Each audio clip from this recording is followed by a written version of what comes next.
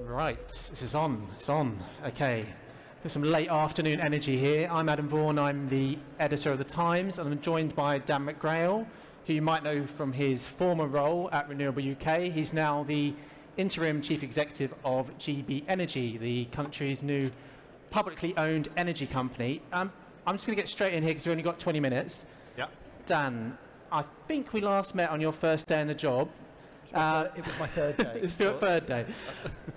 An easy question to start with. What's your focus been for these last few weeks? What have you been doing with your first few weeks?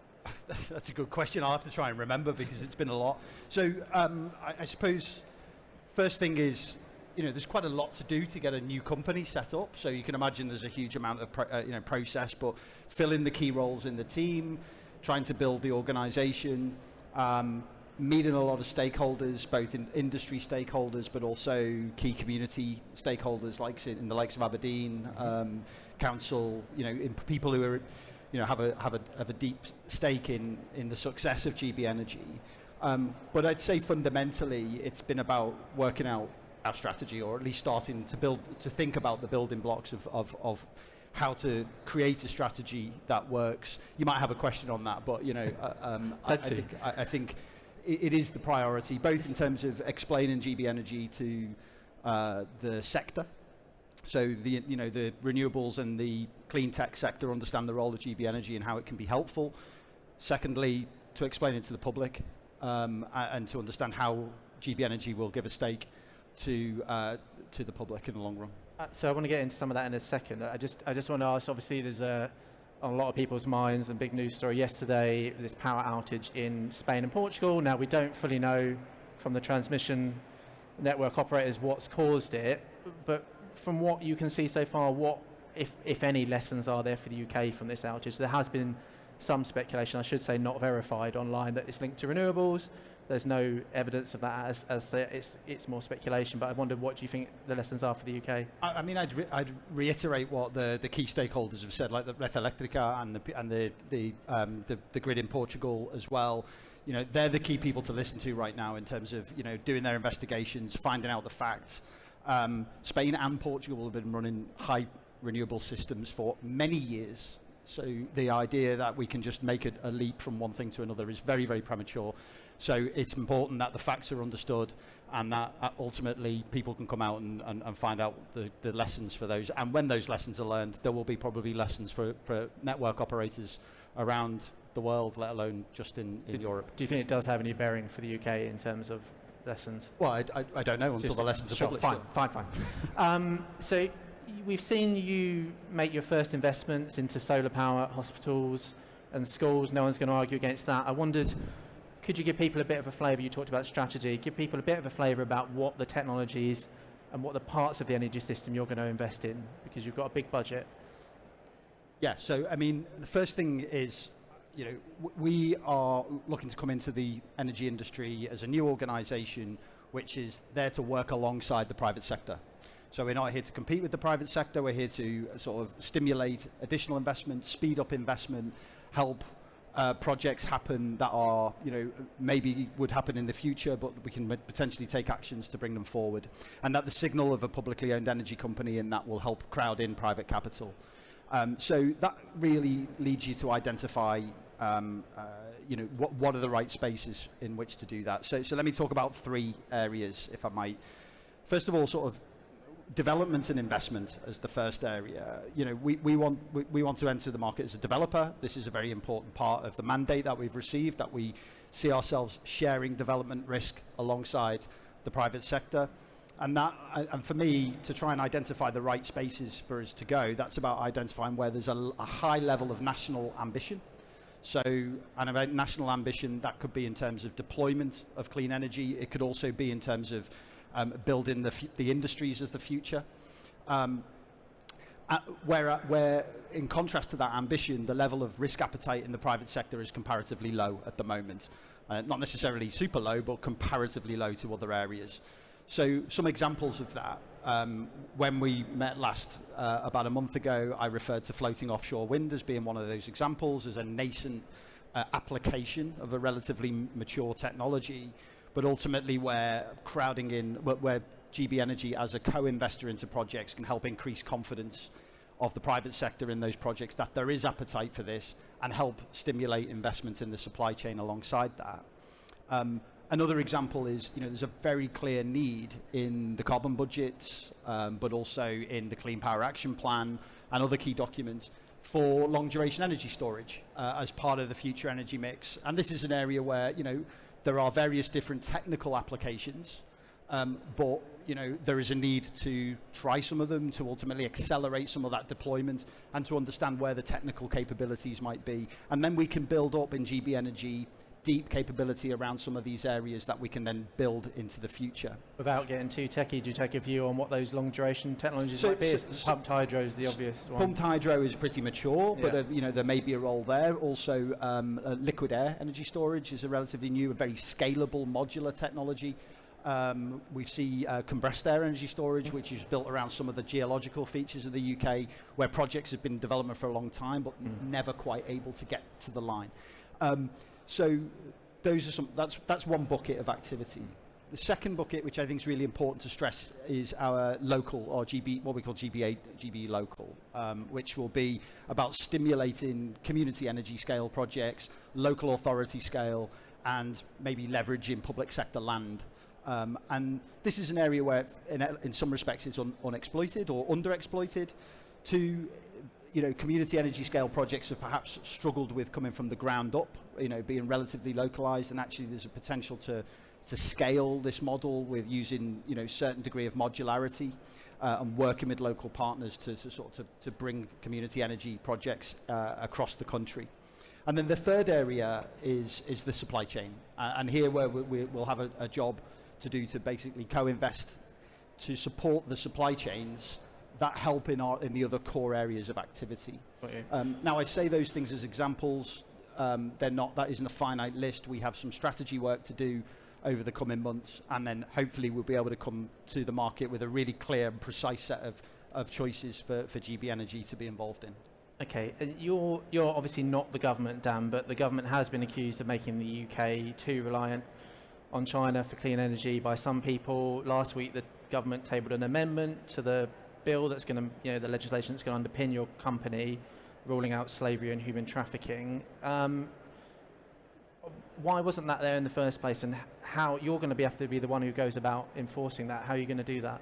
Well, I think the first important thing to say is that as a publicly owned energy company, we are always going to aspire to hit the gold standard in all of these areas. So that's going to be, we're going to be, what we want to be held to account to being best in class, not just in terms of the items that you've just mentioned, but right across areas of best practice, in whether it's in nature, biodiversity, within modern slavery, so we have to aspire to that.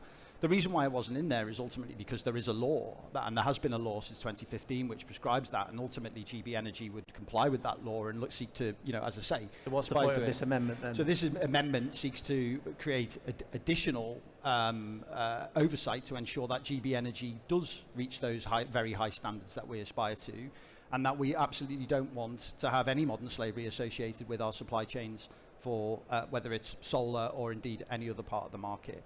And we think the concessions that have been made are ultimately things that we can work with, and we can build a very robust approach to this. But ultimately, rather than seeing it as a challenge, I see it as an opportunity. This is a space where actually, we can use it to really drive additional value in our supply chains domestically, and to make sure that we are constantly aspiring to be best in class, so that we raise the game across the board. So will that be, I can remember back when solar panels used to be assembled in the UK by Sharp and people like that.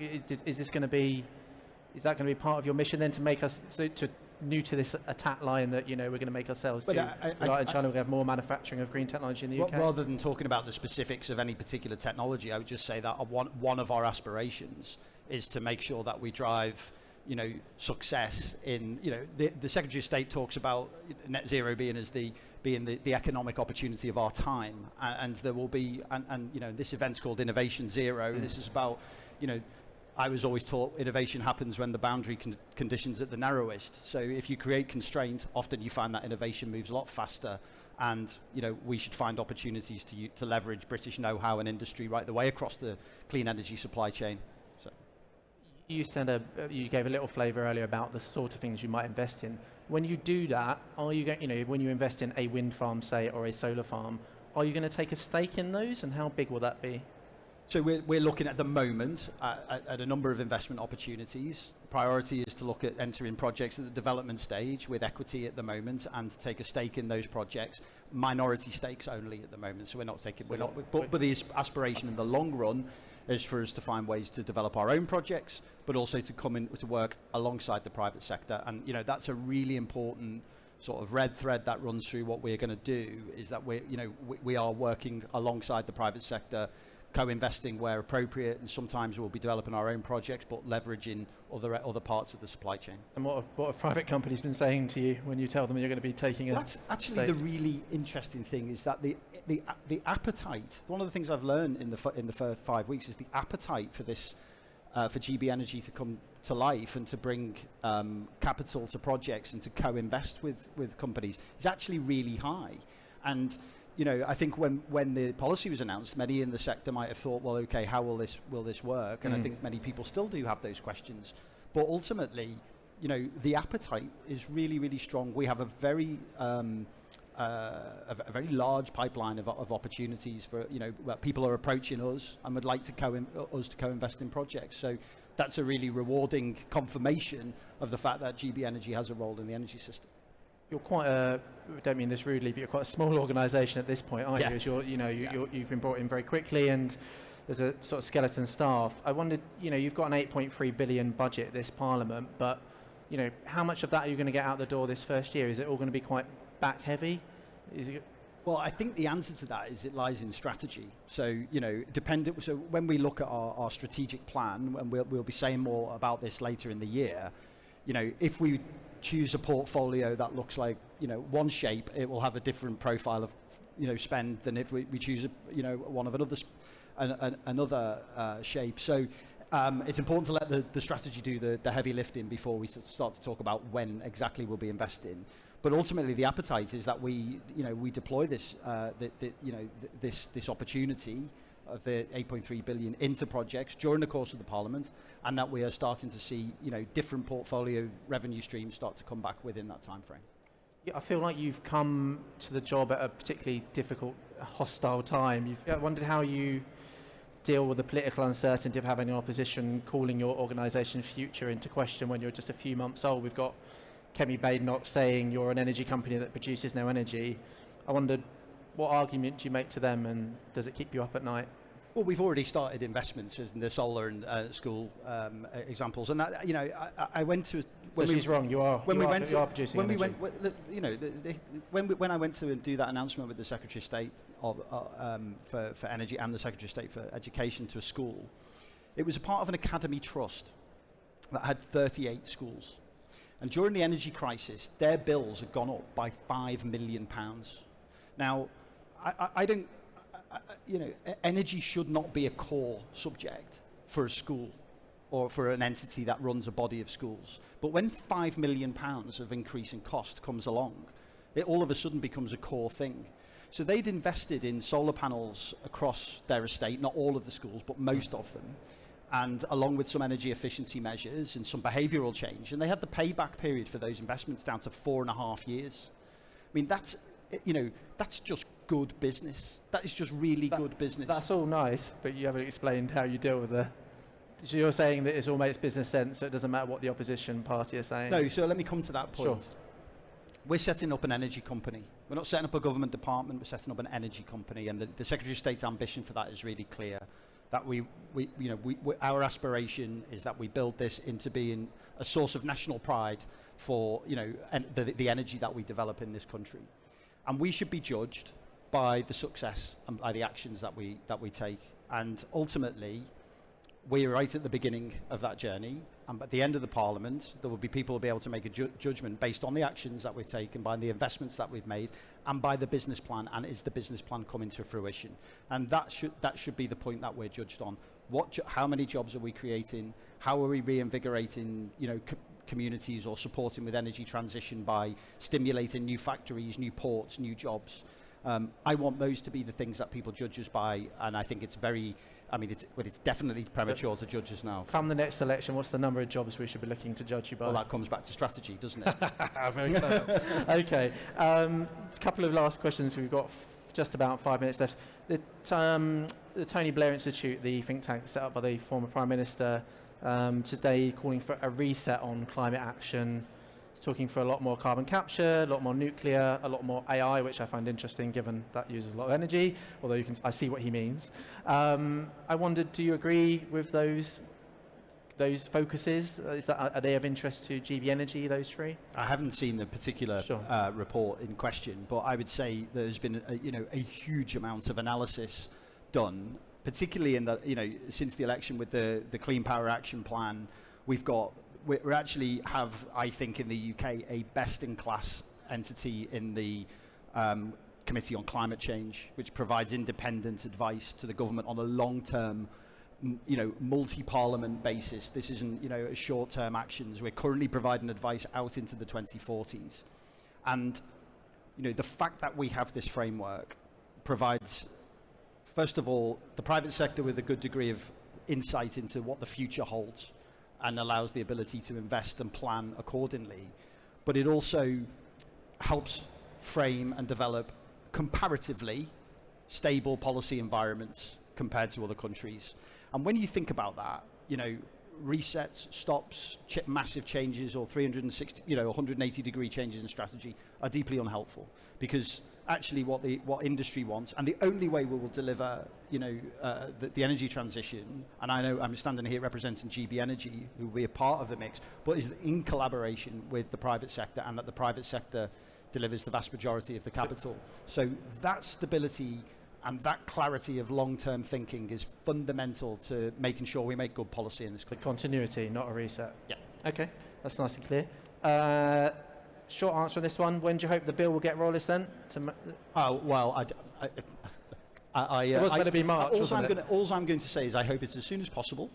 I hope it's as soon as possible. That is for ministers, clearly, and there's a democratic process to run through, so it's not for me really to opine. But we as a team, and it is a small team, but we're building, is incredibly eager to get going, and we're formulating strong views on strategy and strong views on how we can best help the sector, and soon hopefully we'll be able to look at investments in the Sounds like this strategy is going to be really important. Narrow it down a bit on when we're going to get it, when we're getting the strategy. I mean, we're talking months rather than, we're talking months. Summer? You're very good at this, Adam, trying to pin people down. I mean, it's your job. Let me work through the system. All right. And a more long-term question, what's your sort of vision for GB Energy in the 2030s? Like, how autonomous will it be? Where do you see it getting its future funding? I appreciate that's a big question to ask you with 2 minutes left on the clock, but... Look, I think, again, I share the Secretary of State's aspiration here that we are setting up a publicly owned, independently operated energy company.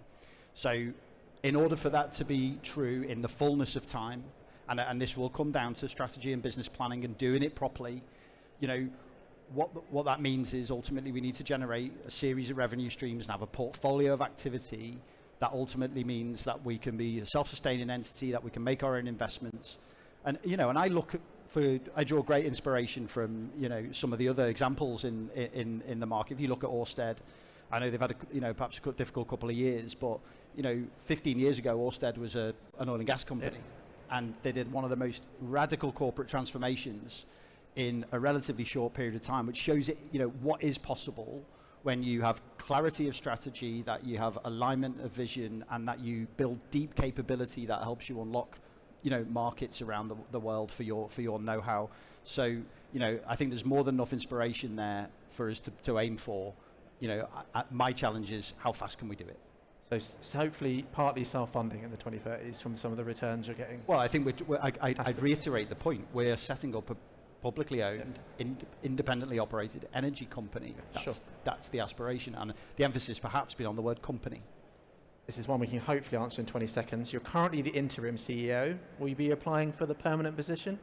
I think, as I said to you last time, that's a bit like asking me if I want to be the Prime Minister. So, but it's a very attractive role, and look, I'm sure there's going to be a lot of competition. There's a process ongoing at the moment, so we'll see how that goes. In journalese, that's you not ruling yourself out. Okay, we are bang out of time. I'm sorry I didn't take any questions. I had a lot of questions to rattle through. Thank you ever so much, Dan. Thank you. Cheers, Adam.